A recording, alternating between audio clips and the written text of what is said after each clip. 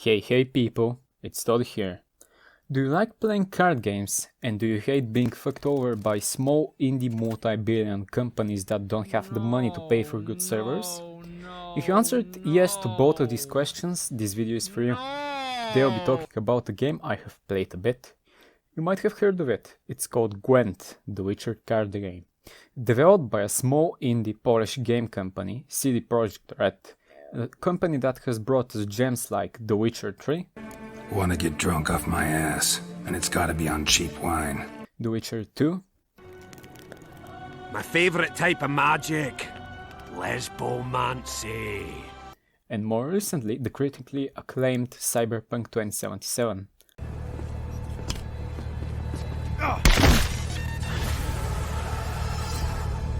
Unlike with making Cyberpunk games, CD Projekt Red is really good at making card games. Originally Gwent was a minigame in The Witcher 3. People liked it so much that CD Projekt Red made it into a real game. In Gwent you play as one of 6 factions.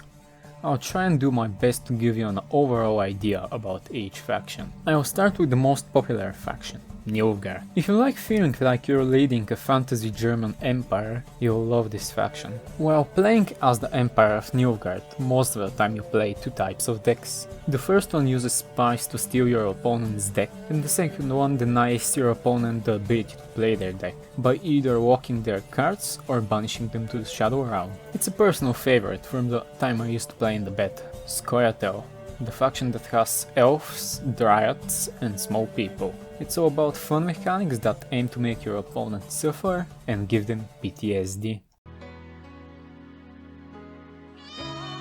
Monster unironically uses monster cards, that most of the time are just big cards, cards that you place and just get big as the game goes on, or cards that eat their friends so they get stronger. Northern Realms is the faction that uses small cards to create big problems. If you like soldiers, warfare and siege engines, you'll like this one. Skellige is the faction that appeals to the male Viking fantasy. Skellige has axes, swords, ships, warriors and of course, self-harm. The most common mechanic found in Skellige cards is to do something bad to your own units and do something worse to your enemy. And the last faction that was added with an expansion, Syndicate, the faction that aims to make money, acquire currency in illegal ways. Nobody plays Syndicate, and nobody cares about Syndicate. Each faction has a couple of leader abilities. To say that's your hero power. They range from you're not having fun this game, to why am I still here just to suffer. Leader abilities play a crucial role in your deck building and gameplay. Each different leader ability gives you Parisians. In Gwent, you don't have a cap of how many cards you can put in your deck, but instead, cards have Parisians. You can put as much cards as you want in your deck as long as they're more than 25 and as long as their total Parisian cost is not bigger than what you are permitted. But how do you play Gwent? Each player can play 1 card from their hand per turn. After that they can only use their leader ability or use an effect of a card on the board. You win on Gwent when you win 2 rounds. You win a round if you have more points than your opponent on the board when both players have passed their turn or have run out of cards. You get points when you play cards on the board, but you might be wondering how you get cards.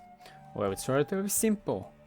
You have 4 resources. The first one, ore, which is earned by daily quests and is used to buy kegs, which are the booster packs of Gwent. Or how I like to call them, the disappointment boxes that drop 5 cards and let you choose the last one out of 3. Scraps that you use for crafting cards and you get by destroying cards. Meteorite powder that you use to make your cards shiny and animated and can either buy with real money or earn by doing random activities. And reward points that you can earn by completing contracts that are basically achievements and leveling up. You spend them in the reward book to get ore, meteorite powder, scraps, kegs, cosmetics and even cards sometimes. Reward points are the easiest way to earn other resources.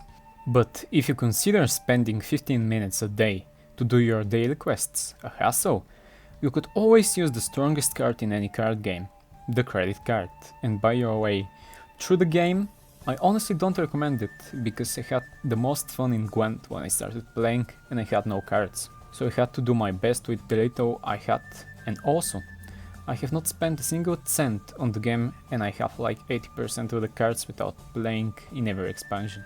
The fun thing about Gwent is that you can always make yourself a deck that could work even against some meta decks.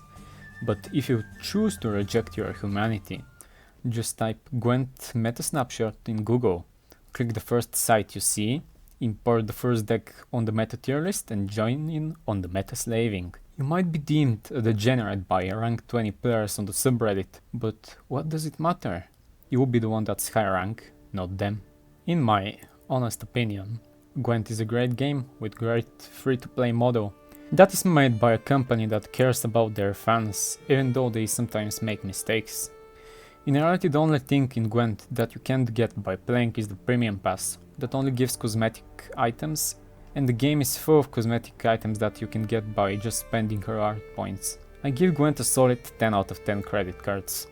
The gameplay is great, memes aside, there's always people that make their own decks and they work. The art is great, and by far the animated cards in Gwent are the best looking compared to those of all the card games I have played. The music fits the thematic perfectly, and everything combines perfectly. You can play Gwent from GOG, Steam, and from your iOS and Android devices. I hope to see you next time, and bye bye.